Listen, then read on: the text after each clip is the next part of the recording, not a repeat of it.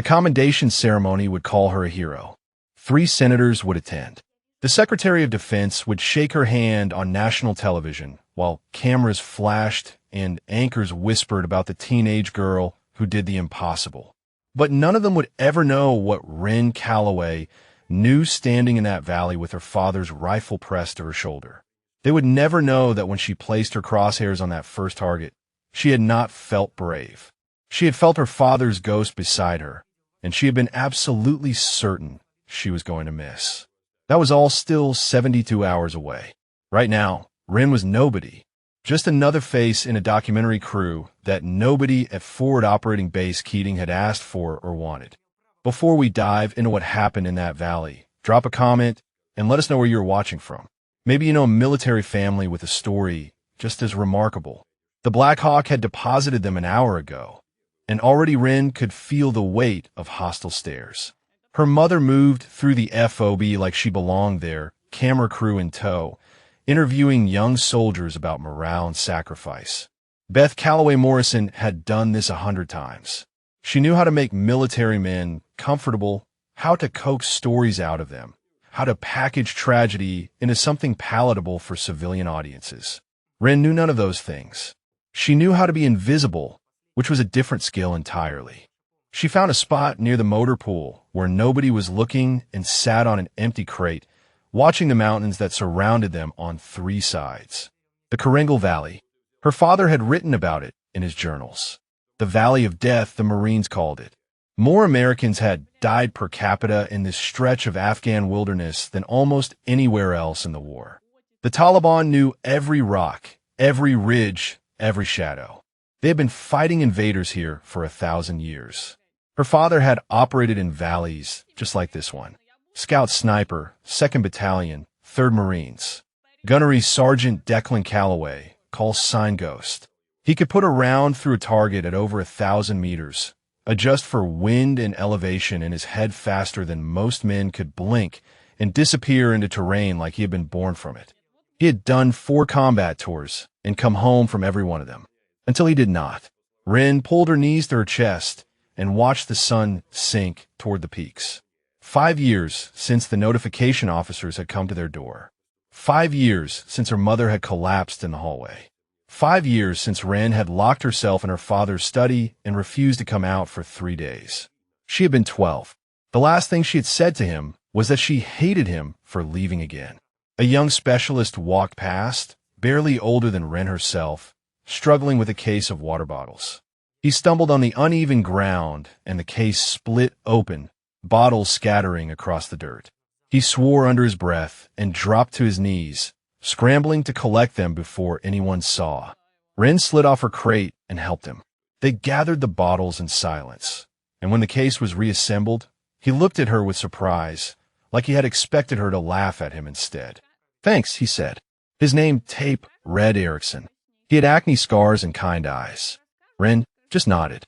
"You are with the documentary people, right?" he asked. "My mother is," Wren said. "I'm just here." Erickson smiled at that. A real smile.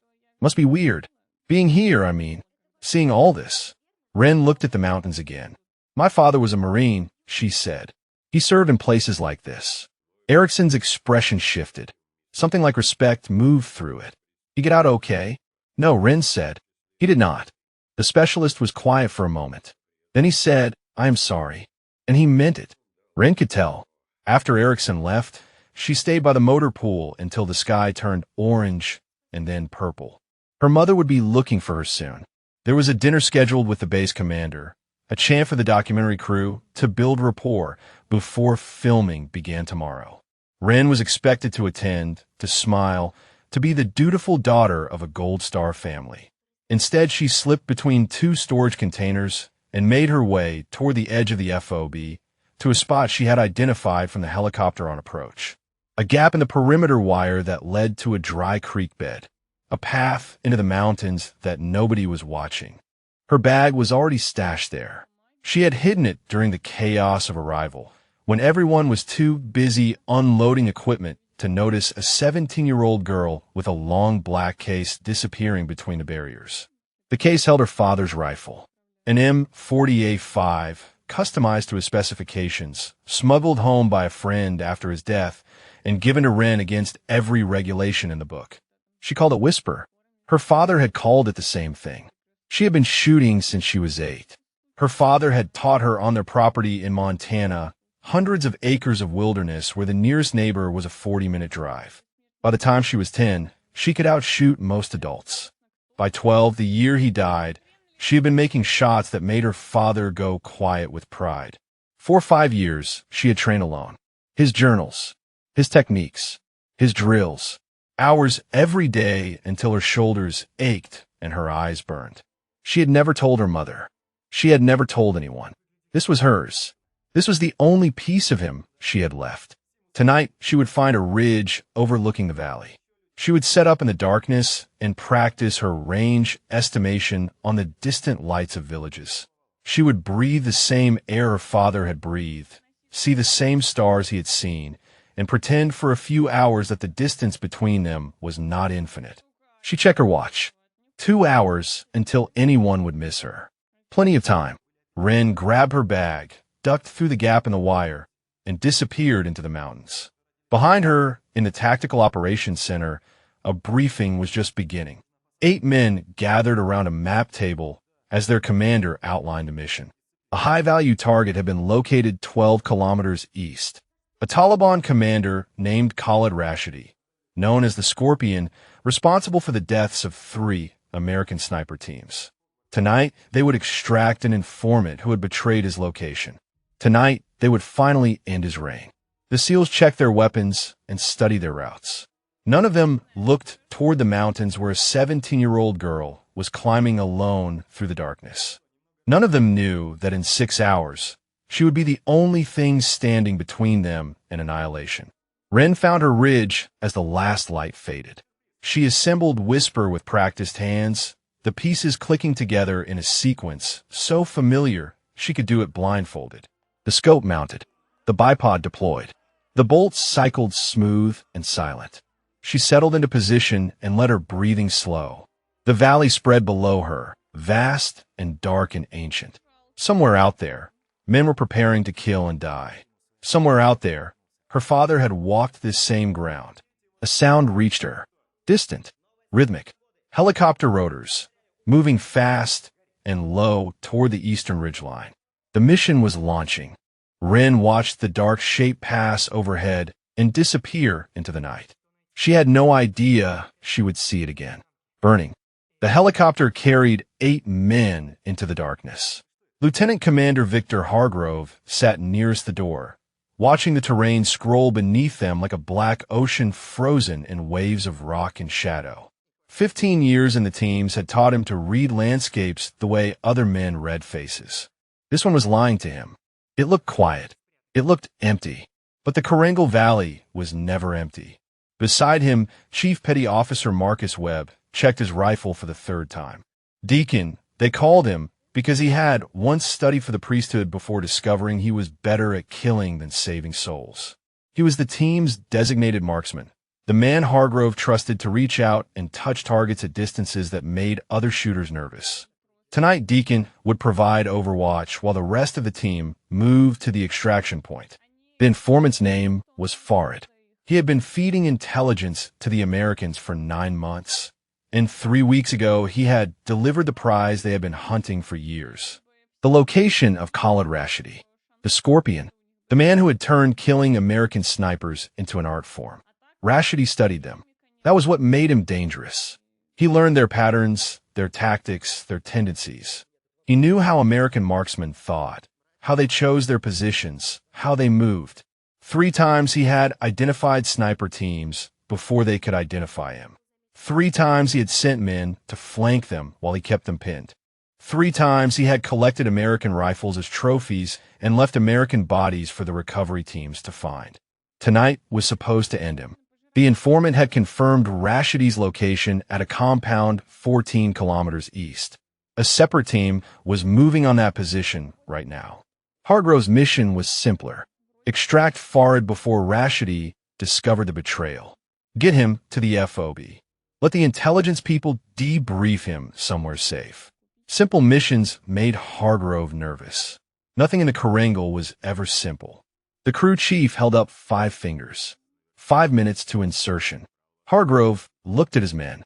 Rodriguez and Kim, the breachers, brothers in everything but blood. Tanaka, the communications specialist, whose Japanese grandmother still sent him care packages of homemade mochi. Okonkwo, the youngest, on his 3rd deployment, still trying to prove he belonged. Vance, the combat medic, who had saved more lives than anyone could count and lost enough to fill her nightmares forever. They were ready. They were always ready. That was what being a SEAL meant. The helicopter flared over the landing zone, and the team poured out into the night. Dust swirled around them as the rotors thundered and then faded, the aircraft climbing away toward a holding pattern 3 valleys over. They would have 90 minutes on the ground. Plenty of time. Hargrove gave a signal, and they moved. The terrain was brutal. Rocky slopes covered in loose scree that threatened to twist ankles with every step. Scrub brush that grabbed at equipment and made noise when you pushed through it. A dry riverbed that offered cover but channeled sound like an amphitheater. Deacon split off toward a ridgeline that would give him eyes on the extraction point. The rest of the team pushed forward in a staggered column, weapons up, eyes scanning. 40 minutes in, they reached the village. It was small. 12 structures of mud, brick, and timber clustered around a well that had probably been here since Alexander's armies marched through. No lights, no movement. The informant was supposed to be in the 3rd house from the north, waiting with his family. Hargrove did not like the silence. Villages were never this quiet. Even at night, there were dogs, goats, children who could not sleep. This silence was intentional. This silence was a hell breath. He keyed his radio. "Deacon, talk to me." The response came back scratched with static. "I have eyes on the village. No movement. No heat signatures outside the structures. Thermals show bodies inside the 3rd house. Count is consistent with the informant and family." Hargrove wanted to believe it. He wanted to believe this was just a nervous village that had learned to hide when helicopters flew overhead. He wanted to believe Fard was sitting inside that house with his wife and children, bags packed, ready to start a new life somewhere far from here. He did not believe it, but the mission was the mission. They had come too far to turn back on instinct. "Move to position," Hargrove ordered. "Standard extraction. Rodriguez, Kim, you're on the door. Okonkwo, Tanaka, cover the flanks. Vance, stay with me." They flowed toward the village like shadows. Professional. Silent. Exactly as they had done 100 times before. The door to the 3rd house opened before they reached it. A figure stepped out. Small. A child, maybe 8 years old. He stood in the doorway looking directly at them, and even from 30 meters Hargrove could see that the boy was crying. Then the boy raised his hand. It was a radio. He pressed a button. The world came apart. The first RPG struck the house behind them, showering the team with debris. The second exploded 10 meters to their left, close enough that Hargrove felt the pressure wave slam his chest. Then the gunfire started, muzzle flashes erupting from every rooftop, every window, every shadow. Ambush.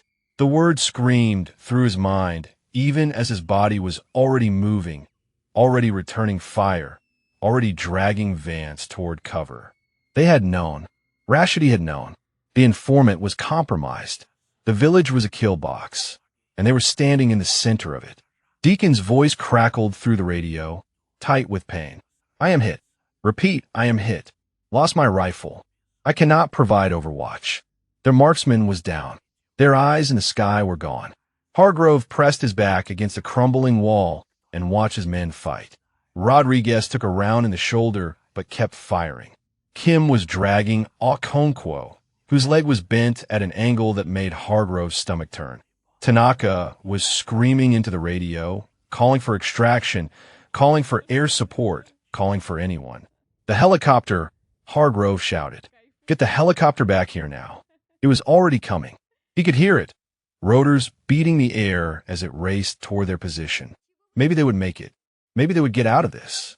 Maybe the losses would be acceptable. Then he heard the sound that ended hope.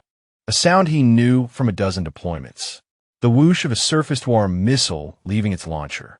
The helicopter exploded 300 meters above them. It hung in the air for a moment, a ball of orange flame, and then it fell. It fell and fell and fell, and when it hit the valley floor, the impact shook the earth beneath his feet. Tanaka's voice was barely a whisper. Extraction is gone. We have no way out. Hargrove looked at the ridgelines surrounding them, crawling with muzzle flashes, alive with men who wanted them dead. He looked at his wounded team, his burning helicopter, his impossible situation. The mission was lost. They were all going to die here. And 3 kilometers away, on a ridge she had chosen for its sight lines, a 17-year-old girl with her father's rifle heard the explosion and watched the flames rise into the night sky. Her hands were shaking. Her heart was pounding.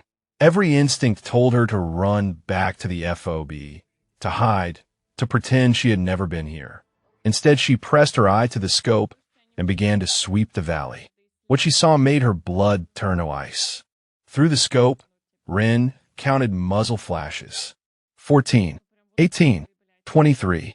More appearing every second as fighters emerged from positions they must have prepared days ago. The village below was a kill box, and the men trapped inside it were dying. She could see them now. American soldiers pinned behind walls that were disintegrating under sustained fire. One was dragging another toward cover. One was not moving at all. Tracers cut through the darkness like angry hornets, red lines converging on a space no larger than a basketball court. The helicopter burned at the north end of the valley, a pyre that painted everything in flickering orange. Nobody had emerged from the wreckage. Nobody was going to.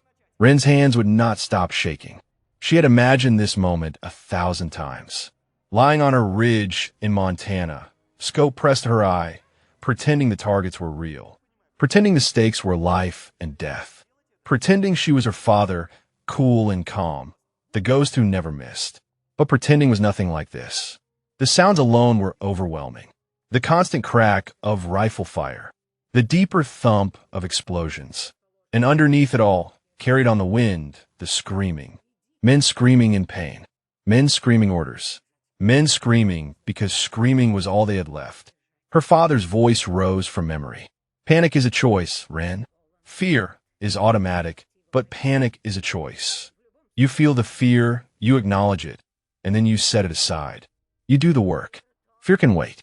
The work cannot. She pulled back from the scope and pressed her forehead against the cool metal of the rifle. Her breath was coming too fast. Her heart was beating so hard she could feel it in her teeth. 3 kilometers. That was the distance to the village.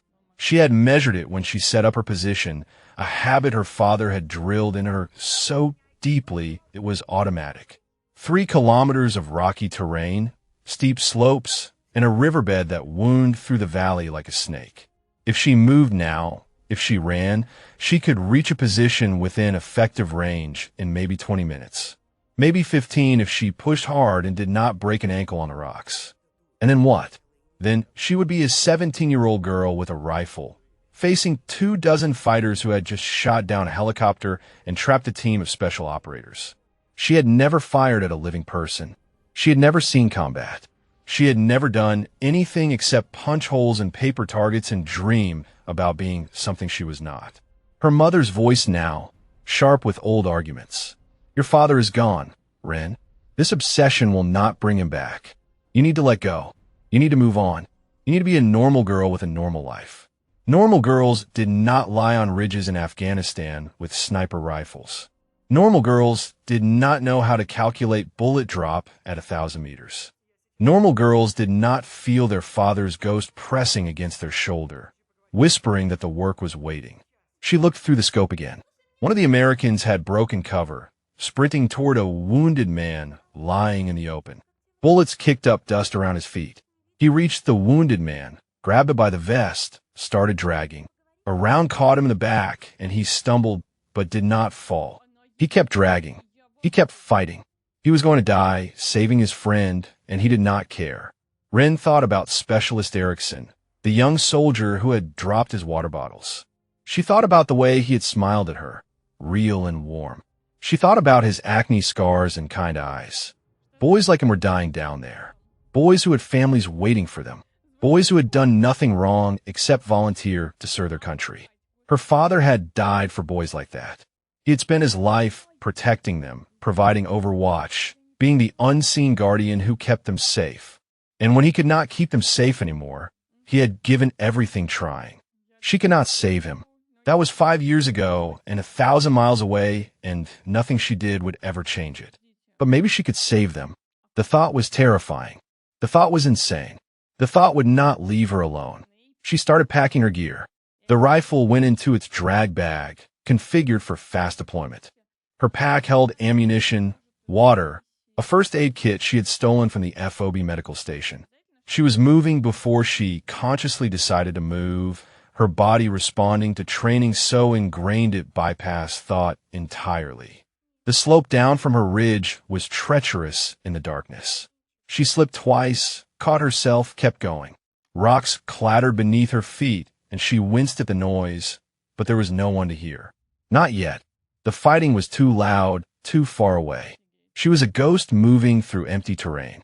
The riverbed appeared below her, a ribbon of pale stones glowing faintly in the starlight.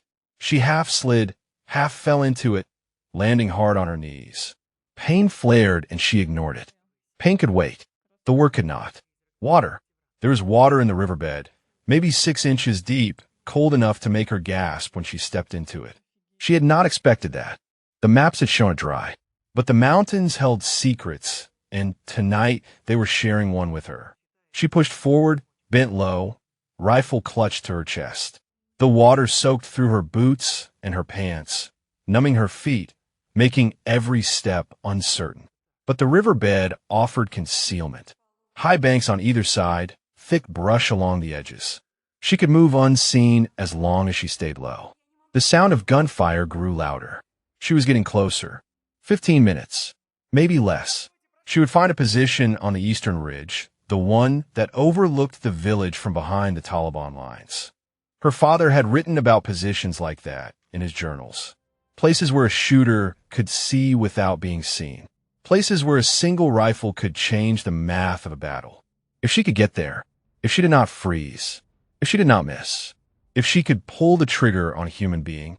She stopped in the middle of the riverbed, chest heaving, water swirling around her ankles. The fear was back, enormous now, threatening to drown her. She could still turn around. She could still run to the FOB and pretend none of this had happened. No one would ever know she had been here. No one would ever know she had almost been brave. Her father's voice again, softer now. The day you stop being afraid is the day you stop being smart. Fear keeps you sharp. Fear keeps you alive. But you cannot let it make your decisions for you. You make the decision. Then you act. Fear can come along for the ride, but it does not get to drive. Ren looked toward the village. The flames. The tracers. The dying. She made her decision. She pulled Whisper from the drag bag and chambered around. The sound was small and precise in the darkness. A promise. A commitment. A point of no return. Then she started moving again, faster now, toward the sound of men who needed saving. Hargrove had stopped counting ammunition. When you started counting, you started rationing. When you started rationing, you started dying slower instead of fighting harder. He had 2 magazines left, maybe 3. It did not matter. What mattered was keeping his men alive long enough for something to change. Nothing was changing. Rodriguez was down, conscious but fading, a field dressing soaked through on his shoulder. Kim had taken a fragment to the face and was firing blind from his left eye, blood streaming down his cheek. Okonkwo had not moved in 6 minutes, his shattered leg twisted beneath him, his breathing shallow and rapid. Tanaka was still working the radio, calling for support that was not coming, his voice growing hoarse with desperation. Vance moved between them like a ghost, patching holes, injecting morphine, doing the impossible math of combat medicine. Who could be saved? Who could wait? Who was already gone but did not know it yet? Deacon's voice crackled through the radio, weaker than before. I count 19 shooters, maybe more in reserve. They are working around to your north flank. 5 minutes, maybe less. They were being surrounded. Hargrove had known it was coming. Classic ambush tactics. Fix the enemy in place, then close the noose. Rashidi had written the playbook, and his men were executing it perfectly. "Can you move?" Hargrove asked. "Negative," Deacon replied. "Leg is broken. I can see, but I cannot shoot. Lost my rifle in the fall." Their marksmen could see the battlefield, but could not affect it. Their team was pinned in a shrinking perimeter. Their extraction was a burning tomb. And somewhere in the darkness, more fighters were moving to finish what the ambush had started. Hargrove looked at his men, looked at the walls closing in, looked at the math that did not work no matter how he calculated it. "We need to move," he said. "Fighting retreat to the south. It is our only chance." Kim shook his head. "Okonkwo cannot walk. Rodriguez can barely stand. We move, we leave them, then we carry them." Through that, Kim gestured at the open ground between their position and the southern ridge. 50 meters of no cover while every gun in the valley pours fire on us. We would not make it 10 steps. He was right. Hargrove knew he was right. But staying meant dying. Moving meant dying. Every option meant dying. The only question was how many of them would go and how many would stay. Vance appeared at his shoulder. Her face was calm in a way that made his chest hurt. She had seen this before. She had made these calculations before. She knew what came next. "I can keep them stable for maybe another hour," she said. "After that, Rodriguez goes into shock. Okonkwo bleeds out internally. We need extraction or we need a miracle." Hargrove did not believe in miracles. He believed in training, firepower, and superior tactics. All three had failed him tonight. He keyed his radio one more time. Any station, this is Viper 6. We are combat ineffective at grid reference Echo 74. Request immediate support. Any available asset. We are going to be overrun." The radio hissed static. No response. No help. No hope. Then Deacon's voice cut through, strange and sharp. "Boss, I'm seeing something." "What?" "Eastern Ridge. 11 o'clock from your position. Something is moving up there." Hargrove's blood went cold. The Eastern Ridge overlooked them from behind. If Rashidi had put shooters up there, they were already dead. It would be a turkey shoot, firing down into their position with no cover and no escape. "How many?" he demanded. "I cannot tell. One, maybe. Moving low and fast. Could be a spotter. Could be a flanking element. Or it could be the Scorpion himself. Come to watch his trap close. Come to collect more American rifles for his collection." "Tanaka," Hargrove ordered. "Put suppressive fire on that ridge. Whatever is up there, keep its head down." Tanaka shifted his weapon, but hesitated. "I have maybe 40 rounds left. If I burn them on a maybe, we have nothing left for the assault." He was right. Again, everyone was right, and they were still going to die. "Do it," Hargrove said. "If they get a shooter on that ridge, we are done." Tanaka opened fire, tracers reaching toward the eastern slope, kicking up dirt and rock along the ridgeline. For 30 seconds, the valley filled with the sound of desperate hope. Then he was empty. The gun went silent. And whatever was on that ridge was still there, still moving, still coming. Hargrove raised his own rifle and sighted on the darkness. "Come on," he whispered. "Show yourself." 900 meters away, Rin pressed her body into the cold earth and waited for her heart to stop trying to escape her chest. The bullets had come close. Too close. She had heard them snapping over her head, felt the displaced air as they passed. For a terrible moment, she had been certain she was going to die without ever reaching her position, cut down by the very men she was trying to save. But the fire had stopped. They were out of ammunition or out of patience. Either way, she had a window. She crawled the last 50 meters on her belly, rifle cradled in her arms, elbows and knees screaming against the rocks. The position she had chosen was perfect, a natural depression behind a cluster of boulders, invisible from below, with clear sight lines to the village and the surrounding ridges. She could see everything now, the Americans huddled behind their crumbling walls, the fighters moving through the darkness, converging from 3 directions, the bodies lying still in the open, beyond help, beyond hope, the mathematics of slaughter playing out in real time. She set up the rifle with hands that trembled only slightly. Bipod extended, stock tight to her shoulder, cheek welded to the rest, eye to the scope. The world narrowed to a circle of magnified clarity. A man stepped into her crosshairs. He was moving along the northern ridge, maybe 800 meters out, an RPG launcher balanced on his shoulder. He was lining up a shot on the American position. In 10 seconds, maybe less, he would fire. The rocket would hit the wall where 3 wounded men were sheltering. They would die in fire and fragmentation. Unless she stopped him. Her finger found the trigger. 2 pounds of pressure. That was all it took. 2 pounds and a man would cease to exist. She had practiced this moment 10,000 times. She had imagined it, dreamed it, prepared for it with everything she had. But imagination had not included the way his shoulders moved when he breathed, the way he shifted his weight from foot to foot, the way he was alive, completely alive, a person with a history and a family and a future she was about to erase. Her father's voice came one more time. Soft, sad, certain. The ones you do not shoot, Rin, they go on to shoot others. That is the math. That is the weight. You carry it or you do not. But if you pick up the rifle, you have to be willing to carry it. The man with the RPG settled into his stance. His finger moved toward the trigger. Rin exhaled half a breath and held it. Her crosshairs found the center of his chest. Her finger began to squeeze. The rifle kicked against her shoulder, and the man with the RPG dropped. There was no drama to it, no slow motion, no final words. One moment he was alive, aiming his weapon at men who could not see death coming.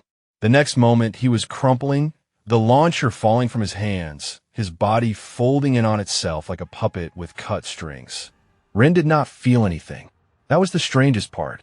She had expected horror, guilt, some seismic shift in her soul that marked the boundary between who she had been and who she now was. Instead, there was only silence, a breath, a heartbeat, and then her hands were already moving, working the bolt, chambering another round, searching for the next target. The training had taken over. Her father had warned her this would happen. When the moment comes, you will not be you anymore. You will be the rifle. You will be the scope. You will be the breath and the trigger and the math. The feelings come later. They always come later. She found her second target. A fighter breaking cover on the western slope, sprinting toward a better position. 700 meters. Slight crosswind from the east. She adjusted, exhaled, squeezed. He went down mid-stride, tumbling into the rocks and lying still. A third, a machine gunner on a rooftop, feeding belts into a weapon that was chewing through the American position. She could see the tracers pouring from his barrel, see the impacts sparking against the walls where wounded men sheltered. 850 meters. She led him slightly, anticipating his movement as he adjusted his aim. The shot took him through the throat. The machine gun went silent. Below her in the kill box, Hargrove was trying to understand what was happening. The RPG shooter was down. He had seen the man setting up, had braced for the explosion that would end everything. And then the man had simply fallen. No sound of a shot. No visible shooter. Just death arriving from nowhere. Then the runner on the western slope. Then the machine gunner. Someone was shooting. Someone with skills that bordered on supernatural. But who? Deacon. He barked into the radio. Are you seeing this? I am seeing it, Deacon replied. I'm not believing it. 3 targets down in maybe 90 seconds. Shooter is somewhere on the eastern ridge, but I cannot spot the position. Whoever this is, they are good. They're really good. Is it one of ours? QRF sniper element. Negative. QRF is still 40 minutes out. Nobody else is in this valley. Then who the hell is shooting? Deacon had no answer. Ren did not hear their confusion.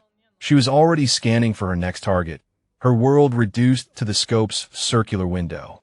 The fear was still there, humming beneath her skin like an electrical current, but it had become distant. Background noise. Something to process later when the work was done. A group of 3 fighters emerged from behind a compound, moving in tactical formation toward the American flank. She picked the lead man first. Dropped him. The second froze, looking for the source of fire. She dropped him before he could find cover. The third ran. She tracked him, calculated, fired. He made it 6 steps. 6 targets in 4 minutes. The battlefield was shifting. She could feel it. see it in the way the remaining fighters were moving. They had expected easy prey. They had not expected to become prey themselves. But they were adapting. They were taking cover now, moving more carefully, trying to identify the new threat. And somewhere among them, she knew, was the man commanding this ambush. The one who had planned this trap. The one who was right now analyzing the shot angles and working out where she must be. She needed to move. Her father's journals had been clear about that. A sniper who stayed in one position too long became a target. Shoot and move. Shoot and move. Never let them fix your location. But moving meant abandoning her sight lines. Moving meant giving the fighters time to regroup, to press their attack, to finish what they had started. The Americans were still pinned down. They were still wounded. They were still dying. She stayed. 2 more targets presented themselves. A spotter with binoculars, scanning the eastern ridge. She took him before he could find her. A rifleman trying to drag the fallen machine gunner's weapon to a new position. She took him too. 8 kills now. The math was changing. The impossible was becoming possible. Hargrove watched in disbelief as another fighter dropped. Then another. The enemy advance had stalled. Men who had been moving with confidence were now cowering behind rocks, afraid to expose themselves. The constant pressure that had been crushing his team was suddenly, inexplicably lifting. Vance appeared beside him, her face streaked with someone else's blood. What is happening? I have no idea, Hargrove said, but someone out there is buying us time. He looked at his wounded men, at the open ground they needed to cross, at the southern ridge that represented their only chance of escape. The suppressive fire had stopped. The enemy was confused, scared, reacting to a threat they could not identify. If they were ever going to move, it was now. Everyone who can walk, on your feet, Hargrove ordered. We are moving to the southern ridge. Carry the wounded. Do not stop for anything. Kim grabit Rodriguez. Tanaka grabbed Okonkwo, who screamed as a shattered leg dragged across the ground. Vance took point, her rifle up, her eyes scanning. Hargrove brought up the rear, firing at shadows, praying their guardian angel would keep watching. They made it 10 meters. 20. 30. A fighter rose from cover to their left, weapon coming up. He dropped before he could fire. 40 meters. 50. The southern ridge was close now. Cover. Concealment. A chance. Another fighter appeared. Another shot rang out from somewhere impossibly far away. Another body fell. They reached the ridge as the sun began to paint the eastern sky gray. They collapsed behind rocks that would actually stop bullets. They gasped and bled and cried and lived. Hargrove looked back at the valley, at the bodies scattered across the battlefield, at the enemies still hiding, still afraid, still dying. Whoever you are, he whispered, thank you. 900 meters away, Rin lowered her rifle and let herself breathe. Her hands were shaking again. Her vision was blurring with tears she did not remember starting. 11 shots, 11 kills, 11 people who had been alive and were now dead because of her. The feelings were coming now, just like her father had promised. She bent forward and vomited into the rocks. The battle lasted another 43 minutes. Rin stayed on her ridge, watching through her scope as the remaining fighters tried to regroup. They were more cautious now, more afraid, but they had not given up. Twice more, she caught men moving toward the American position. Twice more, she sent them to whatever waited on the other side. 13 kills. Then 14. She was running low on ammunition. Her father's journals had always stressed the importance of shot discipline, of making every round count. She had brought 40 cartridges with her. She had 23 left. Each one represented a choice. Each one represented a life. The sun climbed higher, burning off the night shadows, exposing the carnage below. Bodies lay scattered across the valley floor like discarded toys. The helicopter still smoldered, sending a column of black smoke into the pale sky. The village that had been the trap was silent now. Its inhabitants fled or hiding, waiting to see which side would claim the dawn.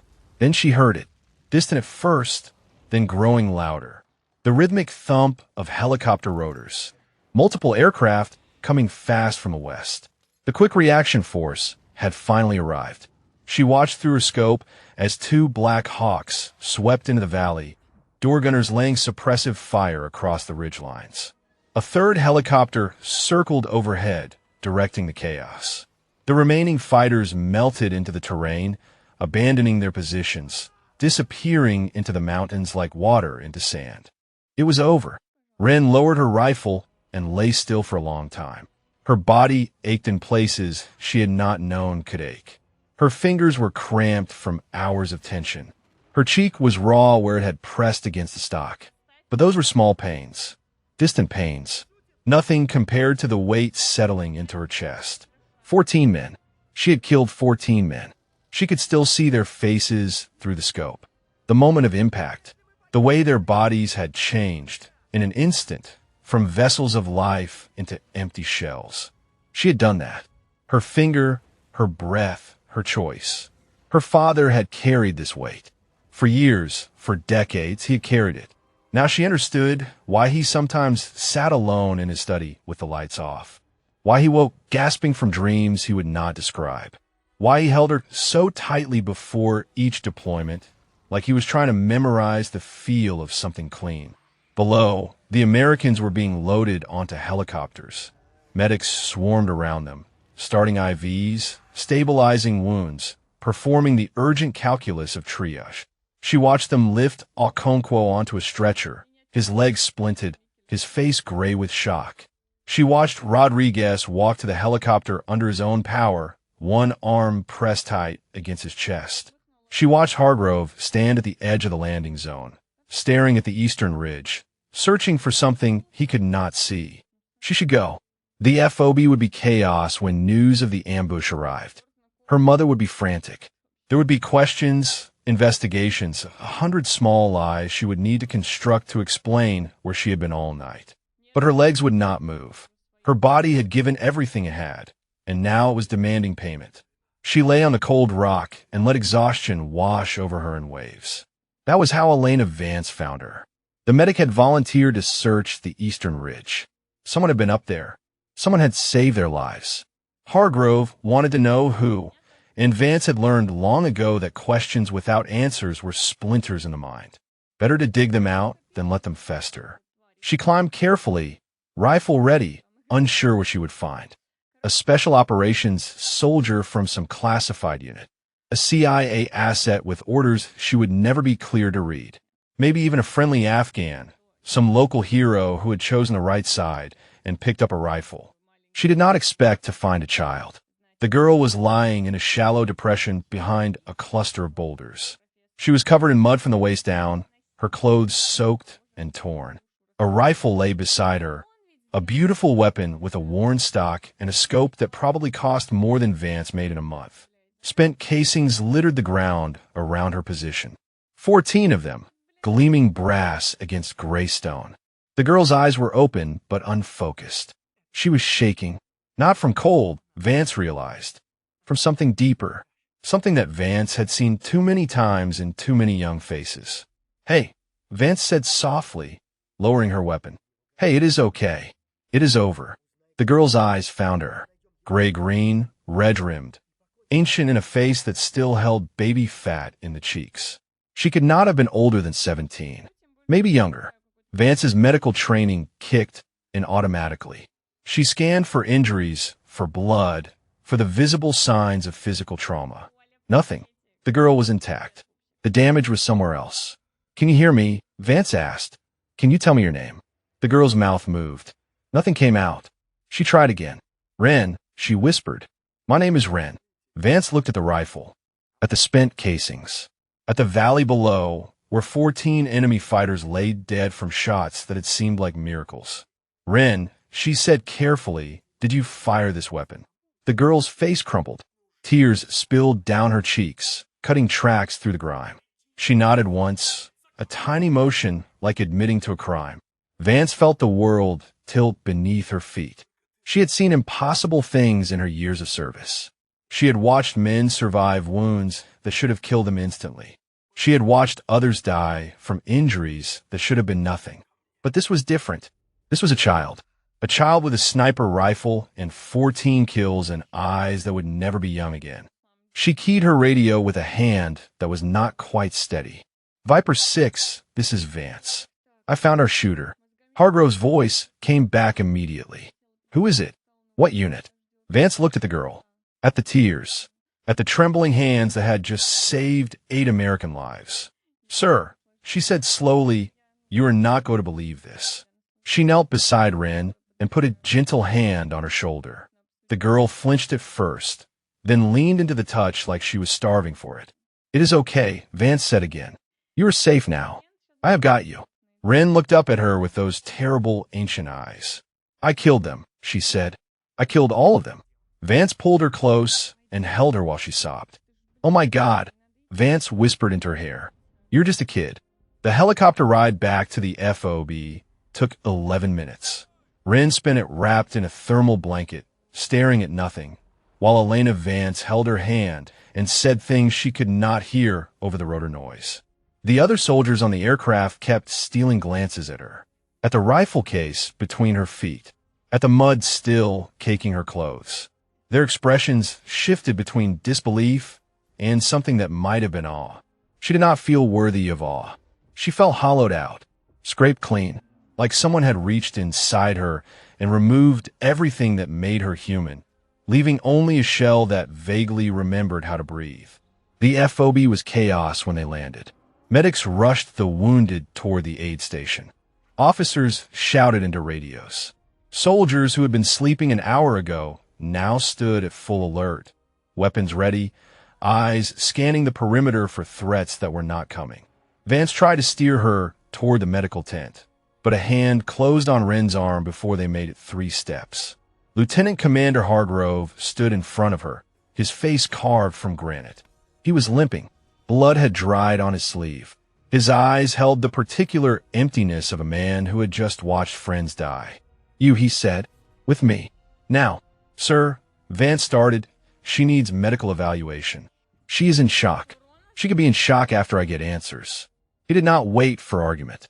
His grip on her arm was firm, but not cruel as he guided her across the compound toward a plywood structure that served as an interrogation room. Vance followed, her protest dying in the face of his silence. The room held a table, 2 chairs, and a single bare bulb that cast harsh shadows across everything. Hargrove pushed her into one chair and took the other.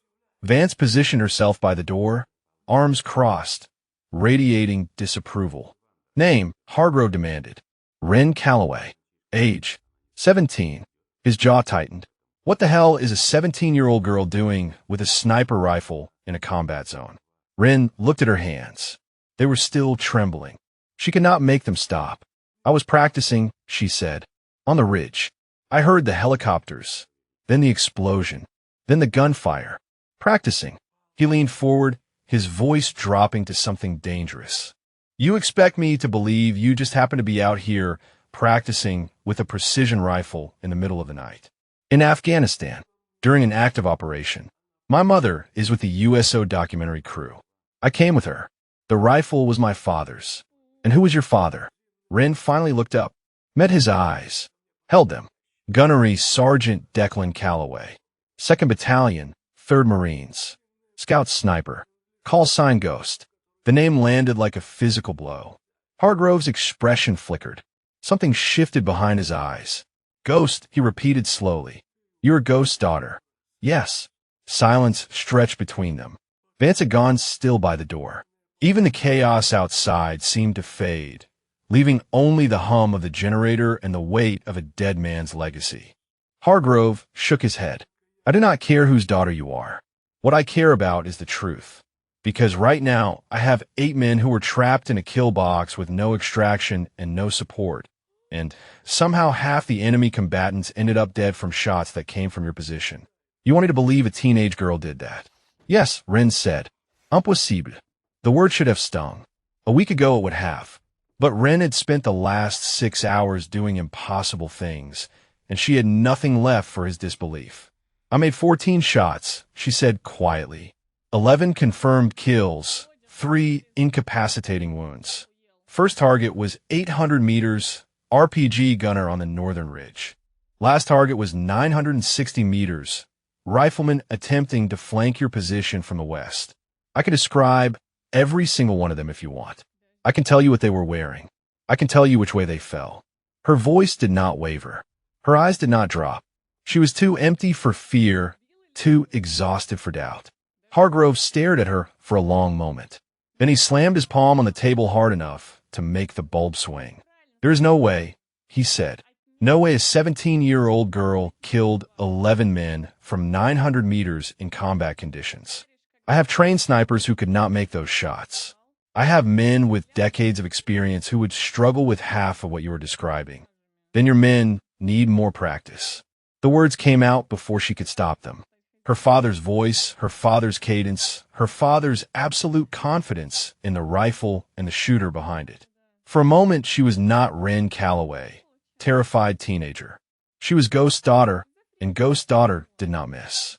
Hargrove's face went red. He opened his mouth to respond, but another voice cut him off. "She is telling the truth." They all turned. Chief Petty Officer Marcus Webb stood in the doorway, leaning heavily on a makeshift crutch. His leg was splinted and wrapped, his face pale with pain and blood loss. He should have been in the medical tent. He should have been unconscious. Instead, he was here, looking at Wren like she was a puzzle he had finally solved. "I watched through my scope," Deacon continued. "Every shot. I could not see the shooter, but I saw the impacts. I saw the timing. Whoever was on that ridge was not just good. They were exceptional. The kind of shooter you see maybe once in a generation." He limped into the room and lowered himself into a chair with a grunt of pain. "I have been doing this for 15 years, he said. "I have trained with the best snipers in the world. And I'm telling you, sir, what I witnessed tonight was artistry. If this girl says she made those shots, I believe her. Because I watched someone make those shots, and they were impossible, and she is the only one who could have done it." Hargrove looked from Deacon to Wren and back again. The anger was still there, but something else was creeping in beneath it, something that looked almost like wonder. "Ghost's daughter," he muttered. "Jesus Christ." Wren felt something crack inside her chest. The emptiness was filling with something warm and terrible. Grief. Pride. The desperate wish that her father could have seen what she did tonight. "He taught me everything," she said, and her voice finally broke. "He taught me everything, and then he died, and I never got to show him what I could do. I never got to tell him I was sorry." "Sorry for what?" Vance asked softly. Wren closed her eyes. The tears came again, hot and endless. "The last thing I said to him was that I hated him. He was deploying again, and I was angry, and I told him I hated him, and then he left, and he never came back." The room went silent. Deacon reached across the table and put his hand over hers. "He knew," he said. "Trust me, he knew." The ballistics team arrived from Bugram 3 hours later. Wren had been moved to a small room adjacent to the medical tent. Not quite a cell, but not quite freedom either. Vance had brought her clean clothes, hot food, and a blanket that smelled like detergent and safety. She had eaten mechanically, tasting nothing, then curled up on the cot and stared at the canvas wall until her eyes burned. She could hear voices outside, arguments. Her mother's name mentioned more than once. Someone was trying to reach Beth Calloway Morrison to inform her that her daughter had not been sleeping in her bunk last night, that her daughter had instead been killing men on a mountainside with a rifle that should not exist. Wren wondered what her mother would say. What explanation could possibly make sense of any of this?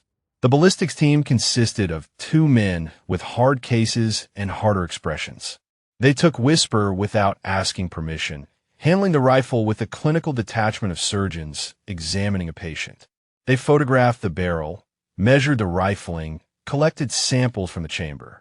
They counted her remaining ammunition and logged the spent casings that Vance had gathered from the ridge. Then they disappeared into the Tactical Operations Center, and Wren was left alone with her thoughts again. Hours passed. The sun climbed toward noon, turning the tent into an oven. She drifted in and out of an exhausted half-sleep, dreaming of muzzle flashes and falling bodies and her father's voice saying words she could not quite hear. The door flap rustled. She opened her eyes to find Hargrove standing over her. His expression had changed. The anger was gone, replaced by something more complex. confusion, reluctant respect, the particular discomfort of a man forced to revise his understanding of the world. "Get up," he said. "You need to see this." He led her across the compound to the TOC, where a crowd had gathered around a table covered in photographs and reports. Deacon was there, sitting in a wheelchair now, his splinted leg extended in front of him. Vance stood beside him. A half-dozen other soldiers Wren did not recognize filled the remaining space, all of them watching her with expressions she could not read. On the table lay 14 photographs. 14 bodies. 14 men she had killed. Wren's stomach lurched, but she forced herself to look. Forced herself to see what she had done. They deserved that much, even if they had been trying to kill the men she saved. A technician she did not know pointed to a map pinned to the wall. Red dots marked each body's location. A single blue dot marked her position on the eastern ridge. The lines connecting them were impossible. "We pulled the bullets from 11 of the bodies," the technician said. His voice was flat, professional, but his eyes kept drifting to Wren like he expected her to sprout wings. All 11 match the rifling pattern of the M40A5 recovered from her position. Ballistic analysis confirms every shot was fired from approximately 900 meters, with slight variations based on target location. He tapped the map. The longest confirmed shot was 963 meters. The target was moving laterally at approximately 4 miles per hour. Wind conditions were variable, 7 to 12 knots from the east-southeast. The shooter compensated for all factors and achieved a center mass hit. He paused, looking at Wren directly now. For context, a shot like that would be exceptional for a trained military sniper with years of combat experience. To make 14 such shots in rapid succession under combat stress at night with no spotter support is something I have never seen documented. The room was silent. Hargrove stepped forward and picked up one of the photographs. A man with a radio in his hand. Wren remembered him. He had been directing the other fighters, coordinating their movements. She had taken him ninth, just as he was repositioning to a better vantage point. "This one," Hargrove said quietly. "This one was Rashidy's second in command. He's been on our target list for 2 years. No one could get close to him." He set the photograph down and looked at Wren. "You dropped him at 840 meters while he was moving between cover. You want to explain to me how a 17-year-old girl with no military training makes a shot that my best operators have failed to make for 24 months? My father trained me," Wren said. "Every day. For years." Hargrove shook his head slowly. "I knew Ghost. I worked with him once, years ago. He was the best I had ever seen. But this," he gestured to the table, "this is beyond anything he ever did. At least anything in the official record." Wren thought of the journals, the thousands of hours of practice, the way her father had pushed her, challenged her, refined her technique until the rifle felt like an extension of her own body. "He said I had a gift," she said. "He said it was in my blood. I did not believe him. I thought he was just being a dad." Deacon laughed, a short, sharp sound that broke the tension. "Being a dad," he repeated. "Ghost told you that you had a gift, and you thought he was exaggerating." Ghost, the man who never gave a compliment he did not mean. He leaned forward in his wheelchair, wincing at the movement. "I saw him shoot once. Just once. A demonstration for some visiting brass who did not believe the stories. He put 3 rounds through the same hole at 1,000 meters, then walked away without saying a word. That was Ghost. And if he said you had a gift, then you have a gift." Wren felt tears threatening again. She forced them down. The technician cleared his throat. "There's one more thing." He picked up a folder and opened it. The rifle. The M40A5. We ran the serial number. Something in his tone made the room go still. "This weapon was reported destroyed 5 years ago," he continued. "It was listed as unrecoverable after an operation in Helmand Province. Standard protocol for a fallen operator's personal weapon. It should have been buried with its owner." He looked at Wren. Its owner was Gunnery Sergeant Declan Calloway. The rifle was supposed to be in his grave. Wren closed her eyes. She knew this story. She had heard it once, whispered by the man who had given her the rifle. A promise made to a dying friend. A regulation broken. A legacy preserved. Someone saved it, she said quietly. Someone who was with him when he died. He brought it home and gave it to me because he knew my father would have wanted me to have it. Who? Hardrow demanded. Ren shook her head. I will not tell you that.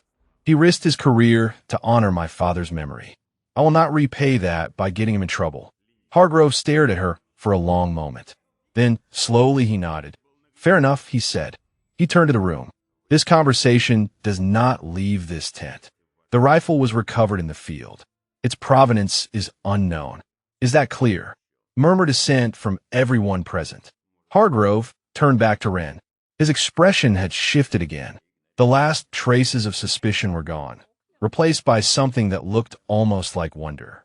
Ghost's daughter, he said softly, carrying Ghost's rifle, doing the impossible because nobody told her it could not be done. He extended his hand. On behalf of every man you saved tonight, thank you. Ren took his hand. His grip was firm and warm. Somewhere outside, a soldier she did not know was saying her name. Word was spreading. The story was growing.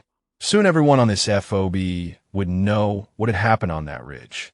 But right now, in this room, there was only a handshake, only gratitude, only the beginning of something she did not yet understand.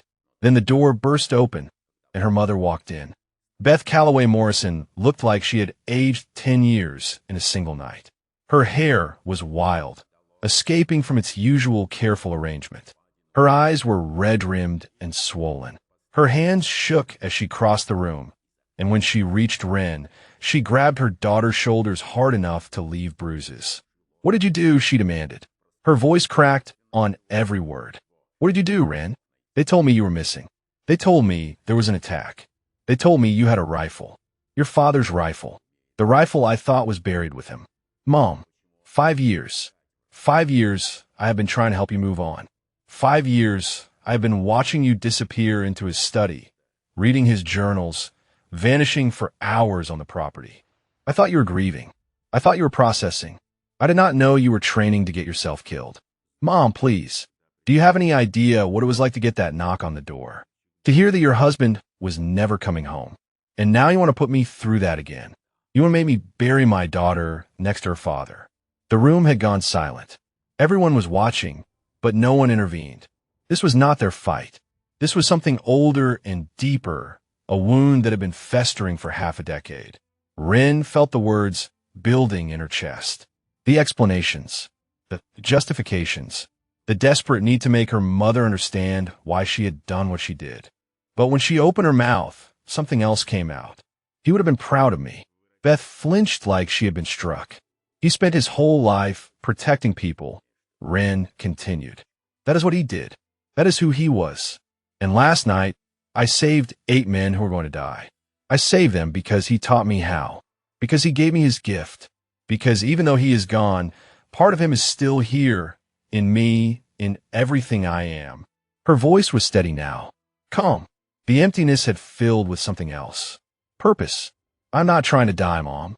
I'm trying to live. Really live. Not just exist in the shadow of what we lost. Dad would not have wanted that for either of us. Beth's face crumpled. The anger drained away, leaving only grief. Only the terrible love of a mother who had already lost too much. She pulled Ren into her arms and held her tight. I cannot lose you too, she whispered. I cannot. You will not, Ren said. I promise. They stood like that for a long moment, mother and daughter, surrounded by strangers who had the decency to look away. Then a new voice cut through the silence. I will be damned. Ghost little girl. Ren pulled back from her mother and turned. The man in the doorway was old. 60 at least, maybe older, with a face like weathered leather and eyes that had seen more than any person should. He wore the uniform of a sergeant major, but he carried himself like something more. Something ancient and immovable. He was staring at the rifle case on the table. At the M40A5 that should have been buried in Arlington. I know that weapon, he said softly. I was there when Declan bought it. Custom job. Took him 3 years to get it exactly right. He called it Whisper. Ren's breath caught. You knew my father. The old man smiled, but there was sadness in it. Knew him. I trained him. Sergeant Major Roy Patterson. Everyone calls me Ironside. Your daddy called me something worse, but I will not repeat it in front of his daughter.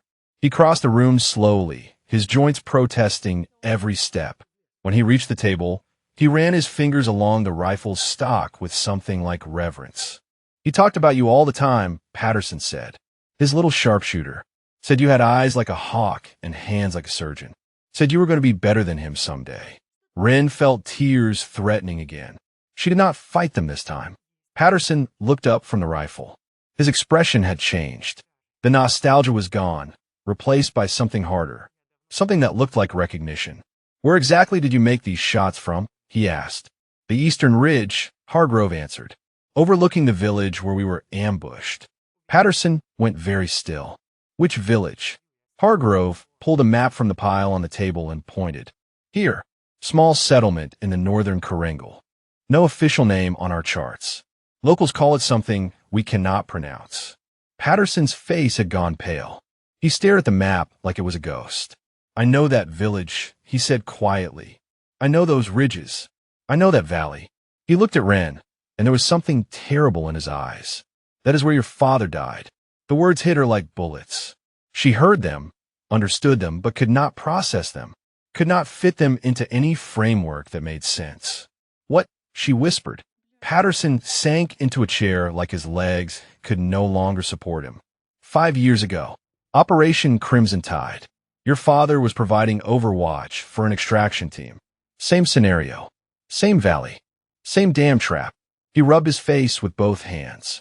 The Taliban commander who set that ambush was a man named Khalid Rashidi. They called him the Scorpion. He studied our snipers, learned their patterns. Your father was the third American marksman he killed. Wren could not breathe. The room was spinning. She reached for the table to steady herself. "Rashidi was the target of last night's mission," Hargrove said slowly.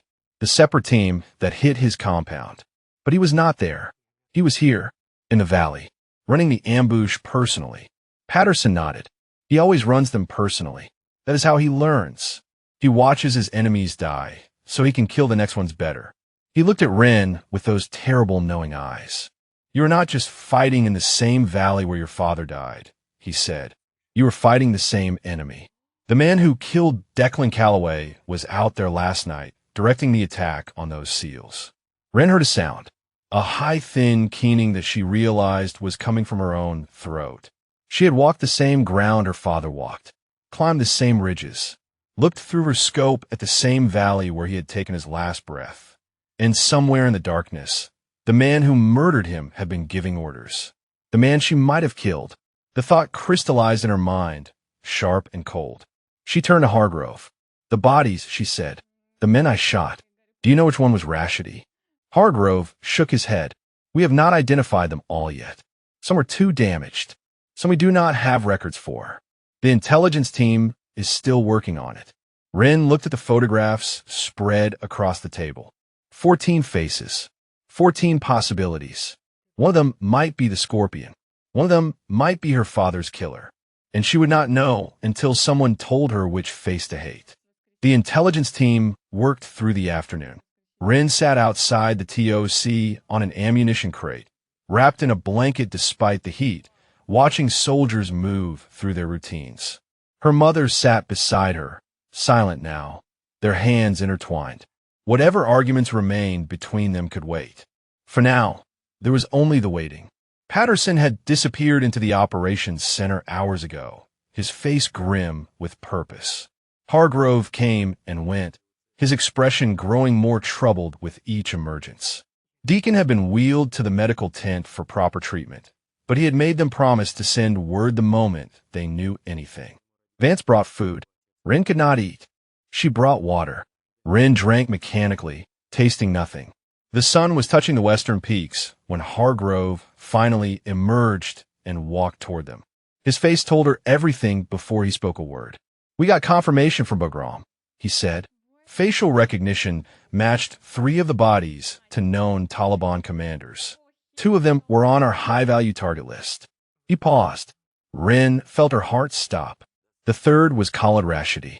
The words hung in the air like smoke. "The Scorpion," Hargrove continued. "The man who killed your father. The man who has killed more American snipers than any other Taliban commander in history." He pulled a photograph from behind his back and held it out to her. Wren did not want to look. She had to look. The face in the photograph was older than she expected. Weather-beaten, bearded, with deep lines around eyes that even in death seemed to hold secrets. He looked like someone's grandfather. He looked like a man who had lived a full life. He looked like nothing special at all. "This is him?" she asked. "That is him." Hargrove's voice was rough. "You shot him at 1103 meters. Longest confirmed kill of the entire engagement. The bullet entered through his left eye and exited through the base of his skull.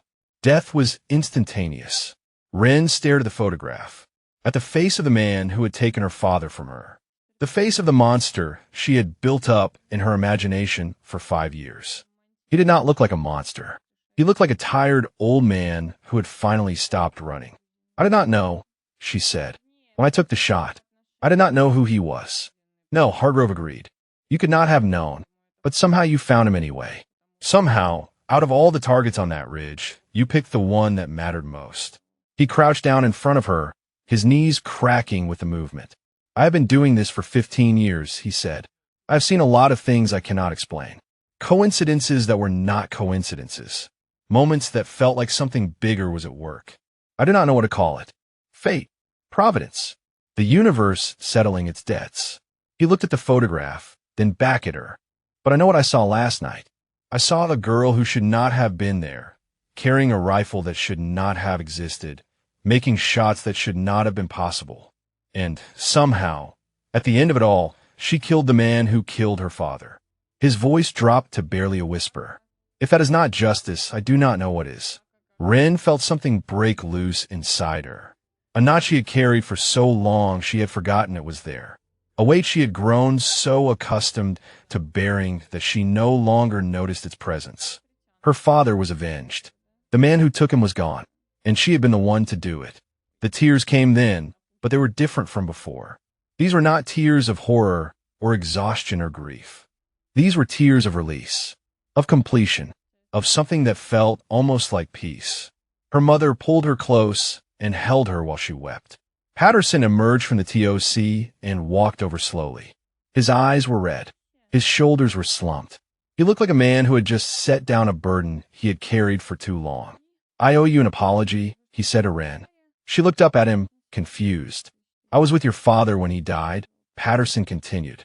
"I was his spotter that day. I watched Rashidy's men flank our position.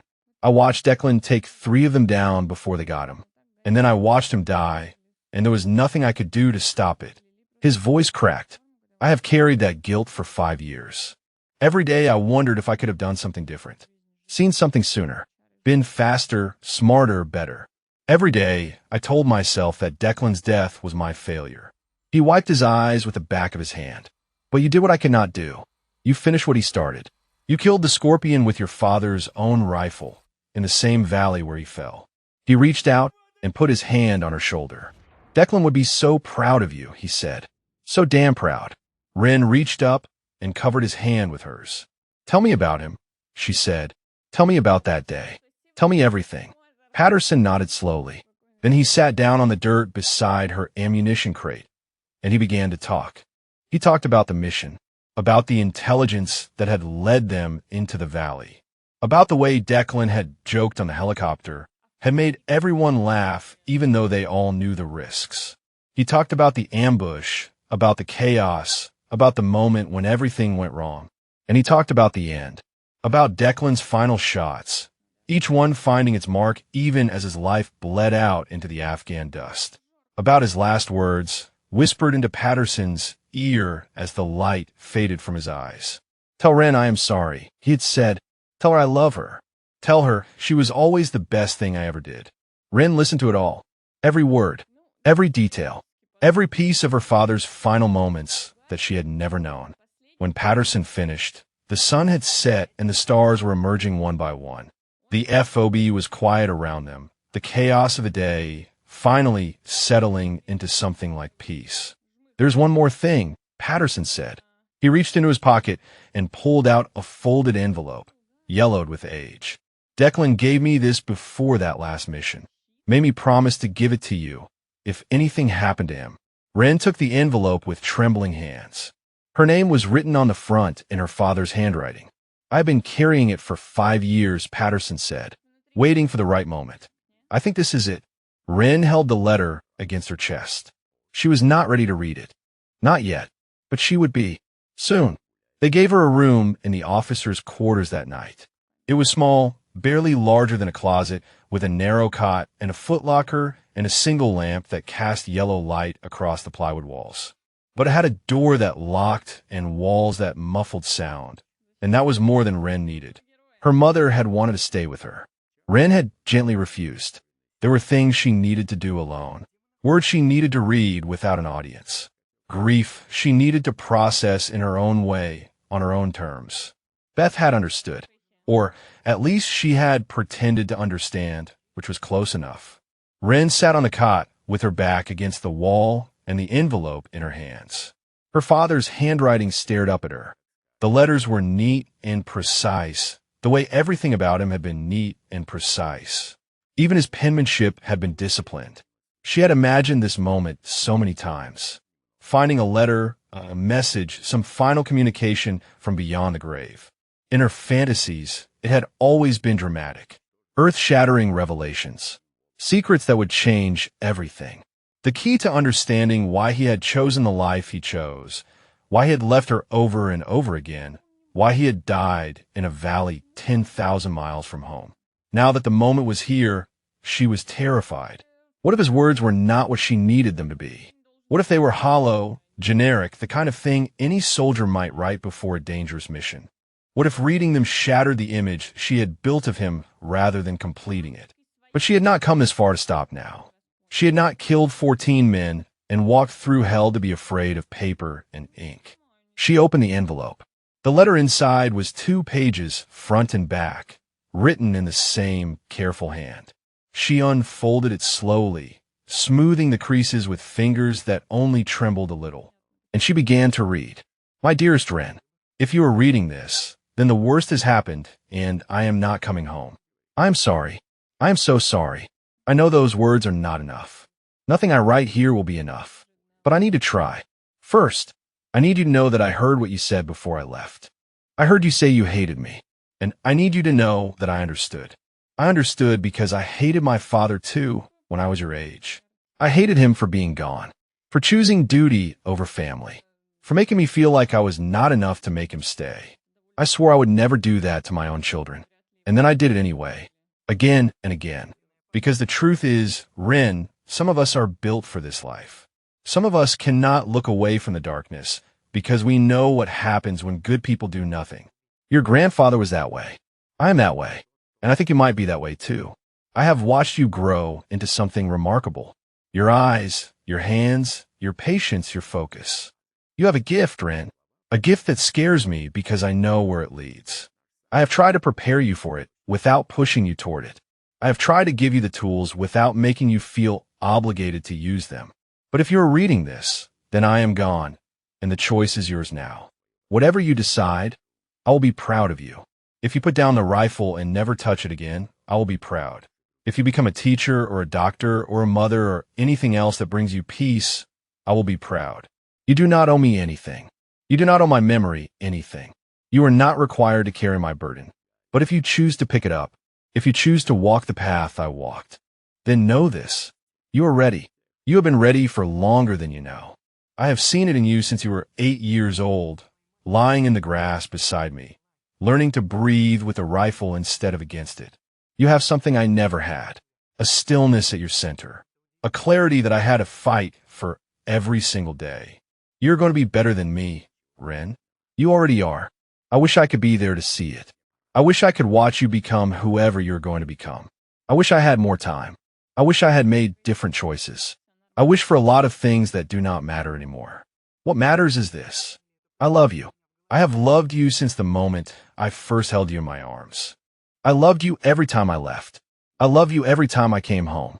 I loved you in the silence between missions and in the chaos of combat, and in every breath I have taken since you came into my life. You are my daughter. You are my legacy. You're the best thing I have ever done. Whatever happens next, wherever this life takes you, remember that. Remember that your father loved you more than anything in this world. Be brave. Be kind. Be true. And if you ever doubt yourself, just breathe. Find that stillness. And know that I am with you, always. All my love, forever. Dad. Ren read the letter 3 times. The first time, she could barely see through her tears. The second time, she whispered the words aloud, hearing her father's voice in every syllable. The third time, she pressed the paper to her chest and let herself feel everything she had been holding back. He had known. He had always known. He had seen what she could become before she saw it herself. And he had loved her, despite her anger, despite her last words, despite everything. She folded the letter carefully and slid it back into the envelope. Then she tucked it into her pocket, close to her heart, where she would carry it always. Outside, the FOB was quiet. The night was deep and still. Somewhere in the darkness, men she had saved were sleeping peacefully because of what she had done. And somewhere beyond the stars, her father was watching. She could feel it now. That presence she had sensed on a ridge. That voice in her ear, guiding her shots, steadying her hands. He had been there. He had always been there. Ren lay down on the cot and closed her eyes. For the first time in 5 years, she slept without nightmares. The ceremony was small and unofficial. There could be no medals for what Ren had done. No public recognition. A 17-year-old civilian had no business being in a combat zone. No business carrying a weapon. No business doing any of the things she had done. The paperwork alone would have buried careers. The questions from oversight committees would have lasted years. So they did it quietly, in the hour before dawn, in a corner of the FOB where no cameras would ever reach. Hargrove had arranged it. The men she had saved stood in a loose semicircle, those who could stand. Rodriguez was there, his arm in a sling, his face pale but determined. Kim stood beside him, a bandage covering the eye he had lost, the other eye clear and focused. Tanaka, Okonkwo in a wheelchair, his shattered leg elevated, refusing to miss this moment. Deacon, leaning on his crutches, his broken leg splinted but his spine straight. Vance stood with them. Patterson, a handful of others who had heard the story and wanted to bear witness. Ren stood before them in borrowed clothes, her father's rifle case at her feet. Her mother stood behind her, one hand on her shoulder. Hargrove stepped forward. He held no medal, no certificate, no official recognition of any kind. He held only his words.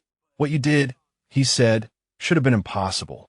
14 shots, 11 kills, in conditions that would have broken most trained snipers. You did it alone, without support, without orders, without any reason except that good people were dying and you could stop it. He paused, his jaw working. I have served with the best operators in the world. I have seen courage that defied explanation. But I have never seen anything like what you did on that ridge. He reached into his pocket and pulled out something small. A patch. Navy SEAL Trident. The symbol of everything he had dedicated his life to becoming. This is not official, he said. It cannot be. But I want you to have it. From me. From all of us. So you know that we saw you. We know what you did. And we will never forget. He pressed the patch in her hand. Ren looked down at it. The eagle, the anchor, the trident, the pistol. The mark of warriors who had earned the right to wear it through years of training and sacrifice. She had not earned it. Not the way they had. But she understood what it meant that he was giving it to her anyway. Thank you, she whispered. One by one, the others stepped forward. Rodriguez shook her hand with his good arm and said nothing. His eyes said everything. Kim touched his bandaged eye and then touched her shoulder. A gesture she did not fully understand, but felt the weight of anyway. Tanaka bowed slightly, a habit from his grandmother's teachings, a mark of respect that crossed cultures and languages.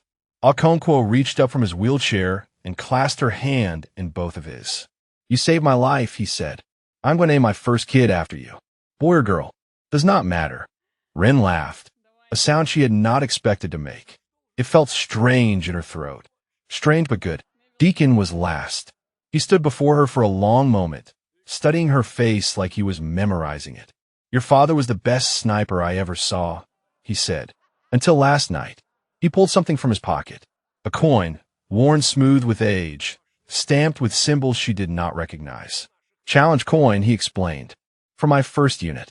I have carried it for 18 years. Never gave it to anyone. Never found anyone worthy. He pressed it into her palm beside the trident patch. Now I have, he said. The sun broke over the mountains as the gathering dispersed. Golden light spilled across the FOB, painting everything in shades of amber and rose. It was beautiful in a way that seemed almost cruel, this peaceful dawn after so much darkness. Rin stood with her mother, watching the men who had become her brothers walk away to face whatever came next.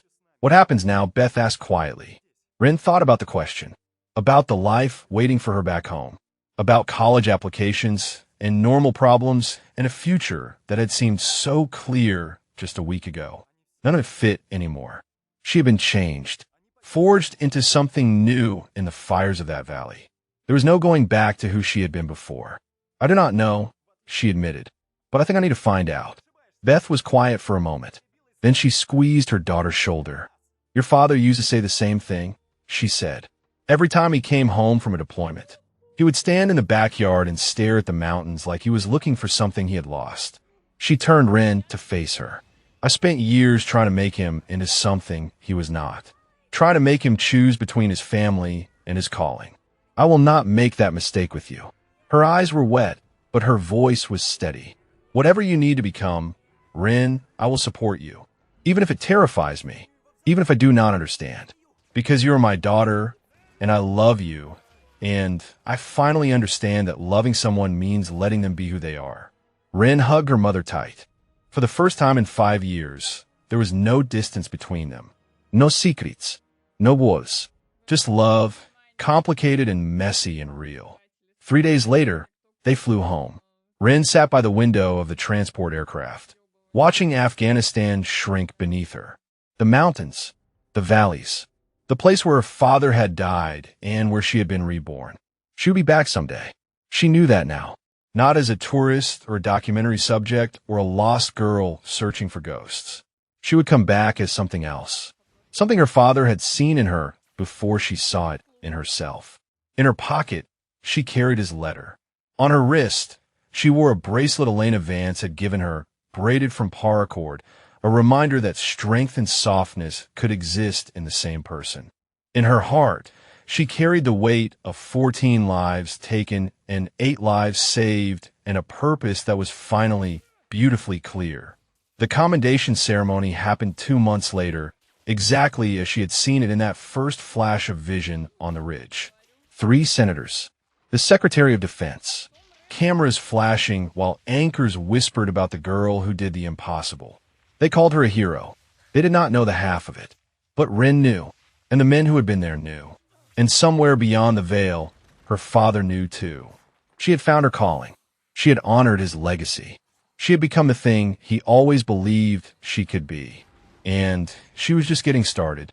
If this story moved you, share your thoughts about the moment that hit you hardest, or tell us about someone in your life who showed the kind of courage the world said was impossible.